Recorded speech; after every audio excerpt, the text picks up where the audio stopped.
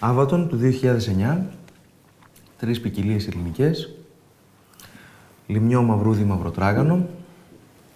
Πείτε μου πώς επιλέξατε αυτό το blend. Καταρχάς, πρέπει να διευκρινίσω ότι τα blend με υλικές ποικιλίες, όλα που έχω κάνει, είναι δικιά μου πατέντα. Δικιά μου επιλογή, θα έλεγα.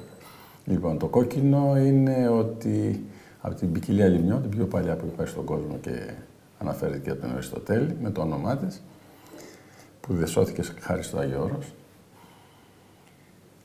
Την είχα δουλέψει στο Πορτοκαράς, τη γνώριζα, μου αρέσει πάρα πολύ αυτή η ποικιλία. Ξέρω ότι έχει μια ποιοτική δυναμική μεγάλη, αλλά ήθελα λίγο να τη βελτιώσω. Και προσπάθησα να την παντρέψω με την τοπική ποικιλία, το μαυρούδι που είχαμε. Και μια ποικιλία που μου αρέσει, που ήταν άγνωστη εκείνα τα χρόνια, το μαυροτράγανο. Και πειραματίστηκα, αρκετά χρόνια πειραματίζομαι. Έχω καταλήξει μέσα στο μείγμα, περίπου 50% το λιμνιό και από 20 μαυροτράγανο και 30 μαυρούδι. Αλλά κάθε χρόνο λίγο τη τροποποιώ, προσπαθώντας να κάνω κάτι καλύτερο. Να δούμε πού μπορεί να φτάσει. Μέχρι στιγμής τα αποτελέσματα είναι εξαιρετικά. Έχουμε πολλές διακρίσεις και είναι ένα καθαρό blend το οποίο δημιουργία είναι δικιά μου, κάθε 100%. Όπως δημιουργία είναι και τα blend με το ασύρτικο. Όταν δουλεύω στην Πορτοκαρά, για πρώτη φορά κάναμε τα blend. Γιατί το ασύρτικο πρώτη φορά από τη Σαντορίνη βγήκε στο Πορτοκαράς, με το αθήρι, με το σοβινιόν.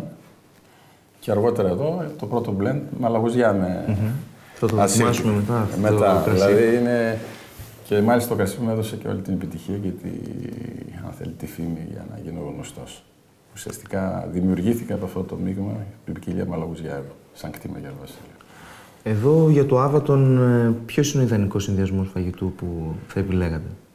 Επειδή είναι ένα κρασί παλαίωσες και έχει τανίνες ευγενικές μεν αλλά πλούσιες, θα έλεγα ότι πάει περισσότερο με κυνήγια ή κρέατα τα οποία η σάλτσα είναι λίγο έντονη, πικάντικη, μαυροπίπερο κτλ. Είναι ένα κρασί το οποίο αξίζει τον κόπο κανείς να το παλιώνει. Όταν λέτε παλαίωση, πόσα χρόνια μπορεί να φτάσει? Η εμπειρία που έχω από τα πρώτα κρασιά είναι το 2002, σήμερα έχουμε συμπληρώσει 11 χρόνια, τα βλέπουμε πάνε πάρα πολύ καλά. Μια προοπτική 20 ετίας τη βλέπω άνετη. Αλλά το πικ της ποιότητάς του ξεκινάει μετά το 6ο χρόνο. Άρα συνιστώ να το κρατάνε όσο μπορούν στην κάβα τους, γιατί θα απολαύσουν ένα κρασί που θα τους αποζημιώσει. Εδώ τα αμπέλια ηλικιακά που βρίσκονται, ο μέσος όρος? Ο μέσος όρος των αμπελιών αυτών είναι γύρω στα 14-15 χρόνια.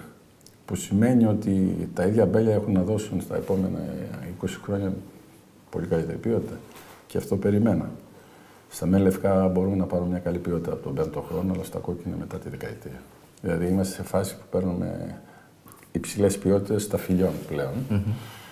Και το αμπέλι, όπως ξέρουμε, μπορεί να διαρκέσει 50 και 100 χρόνια. Αλλά πολλές φορές, αν δούμε ότι η ποικιλία στην περιοχή, το υποκείμενο δεν δένει πολύ καλά, μπορεί κάποιος να κάνει έναν αμπέλωση. Αλλά όταν πετύχει το συνδυασμό υποκειμένου και ποικιλίας και εδάφους και κλίματος, το αμπέλι μπορεί να κρατήσει και 100 χρόνια και 200 χρόνια. Φυσικά παίρνοντας παραγωγές μικρές, να μην το εξαντλούμε. Και εδώ δεν πρέπει να γίνεται σύγχυση με τα επιτραπέζια στα φύλλα, γιατί επειδή οι παραγωγές είναι τεράστιες, τα αμπέλια αυτά δεν κρατάνε πάνω από 20-25 χρόνια, γερνάνε πολύ γρήγορα.